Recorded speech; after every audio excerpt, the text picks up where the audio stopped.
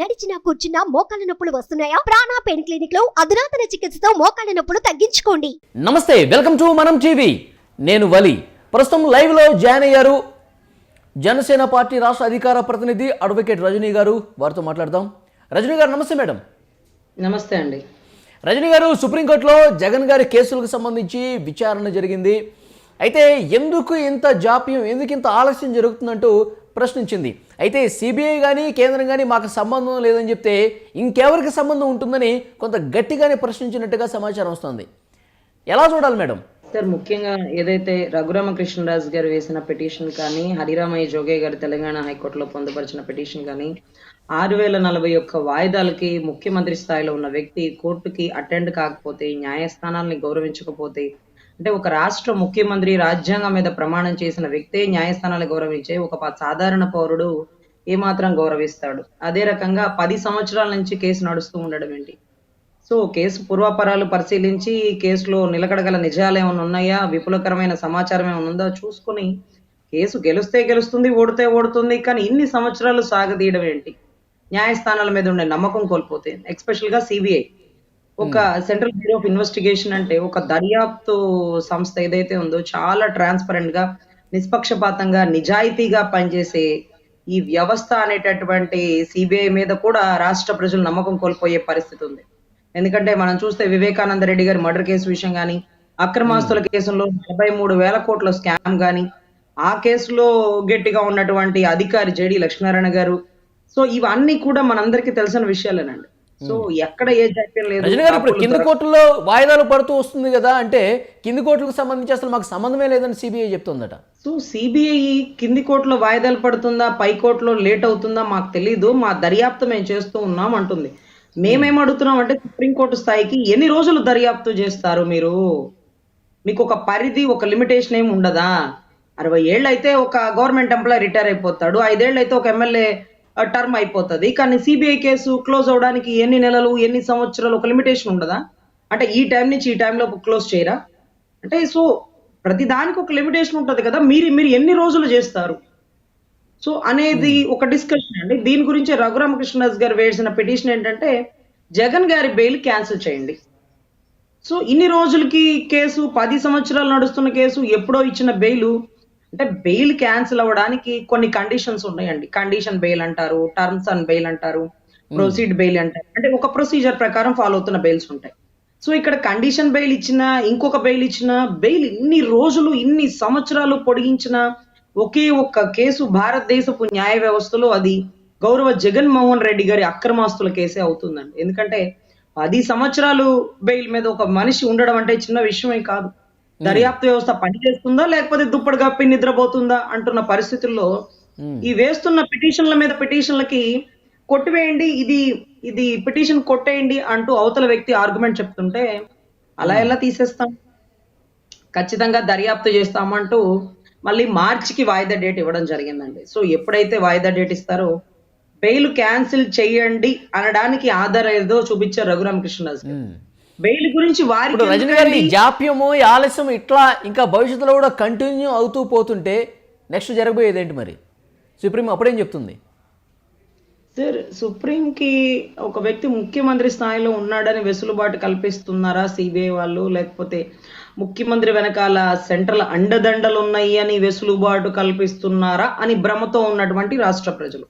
ఎందుకంటే సెంట్రల్ అంటే రాజు తలుచుకుంటే దెబ్బలు కొదవా అన్నట్టుగా ఈరోజు సెంట్రల్ తలుచుకుంటే ఇతన్ని లోపలేయడం పెద్ద విషయమే కాదు, బెయిల్ క్యాన్సిల్ చేయడం పెద్ద విషయమే కాదు.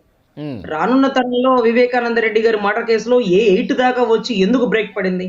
9, 10 ఎందుకు కనుక్కోలేకపోయారు? బాగా ఫాస్ట్ గా పరిగెట్టుకొచ్చుకున్న బౌలరు అక్కడే ఎందుకు ఆగిపోయాడు? ఎంపైర్ ని చూసి భయపడ్డా, లేకపోతే అవతలోడు 6 కొట్టేస్తాడా, 4 కొట్టేస్తాడని ట్రాప్ లో ఉన్నాడా? So what ever it may be. So ఇక్కడ జరుగుతున్నది ఏంటంటేనండి, ఇక్కడ సెంట్రల్ అండదండ ఉందేమోనని ఒక రకమైన అనుమానం. అదే రకంగా సిబిఐ దర్యాప్తు వ్యవస్థ ఎందుకు బ్రేక్ పడింది, ఎవరు చెప్తే బ్రేక్ వేశారు అనేది ఒకటి.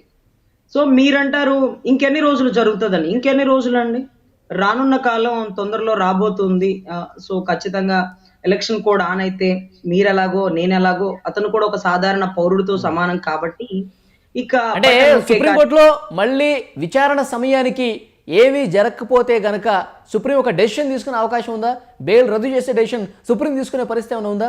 ఏమీ జరగకపోతే అంటే వాట్ డు యు సే, అంటే మీరు ఏదైనా చెప్పదలుచుకున్నారా? జరగకపోతే అంటే విచారణ ఫాస్ట్గా జరగకపోతే అని. ఎస్, విచారణ ఫాస్ట్ గా జరిగినా జరగకపోయినా వాయిదా డేట్ కి బెయిల్ క్యాన్సిల్ చేయమన్నారు.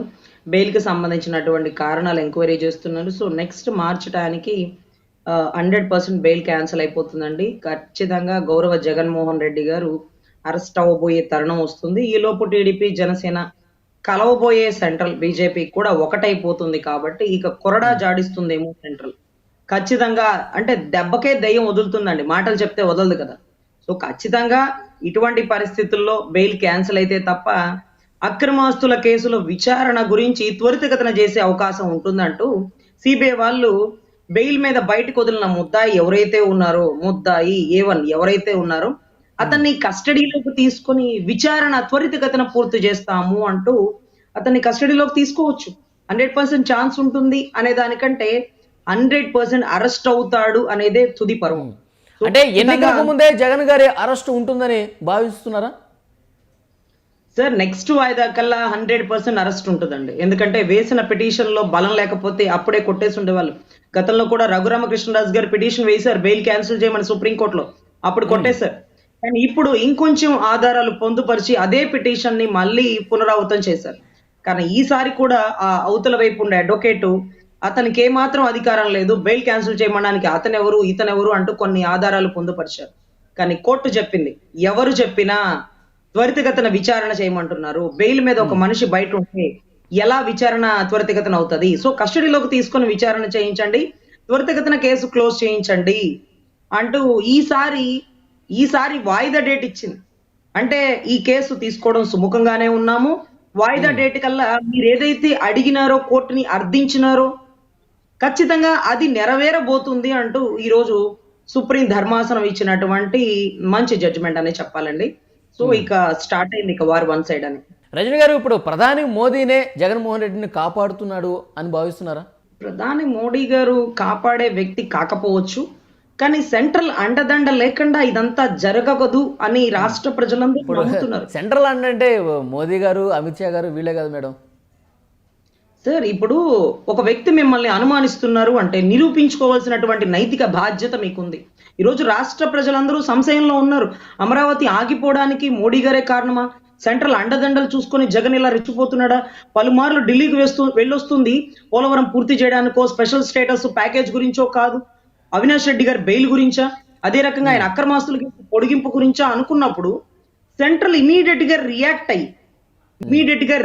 అయ్యి ఏదైతే నేను జగన్ వైపునో లేను, నేను నిజాయితీ గల రాష్ట్ర పౌరుల పక్కన ఉన్నాను, అదే రకంగా ఒక మంచి కీలక వ్యక్తి అయినటువంటి పురంధేశ్వరి గారికి పదవి ఇచ్చాను, జగన్ గారు చేస్తున్నటువంటి అక్రమాలని, కల్తీ మందుని ఏరిపాడేయడానికి ఒక అద్భుతమైన ఆడబిడ్డని ఆంధ్రాలోకి దించినాను అంటూ సెంట్రల్ అప్పుడప్పుడు ప్రూవ్ చేసుకుంటుంది.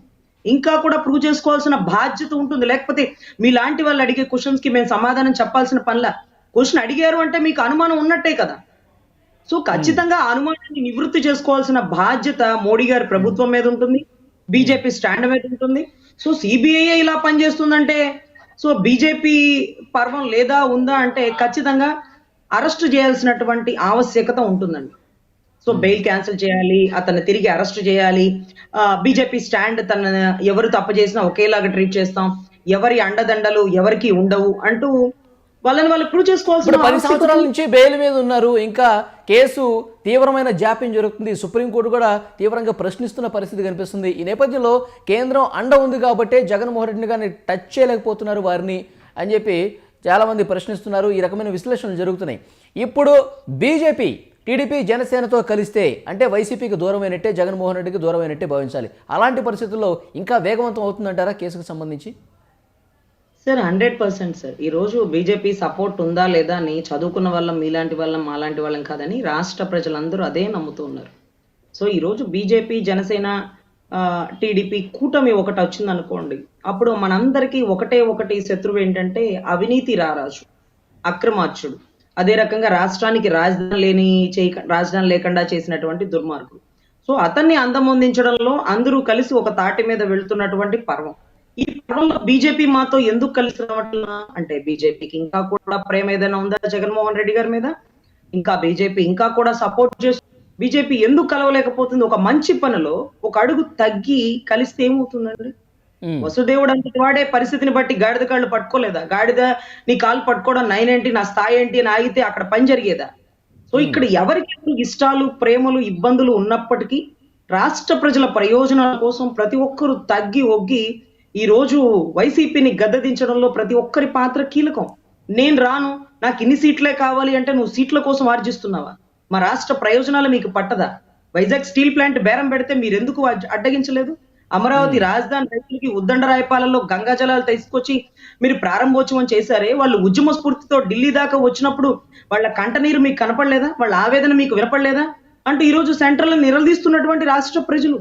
సో వాళ్ళ నిజాయితీని వాళ్ళు నిరూపించుకోవాలి.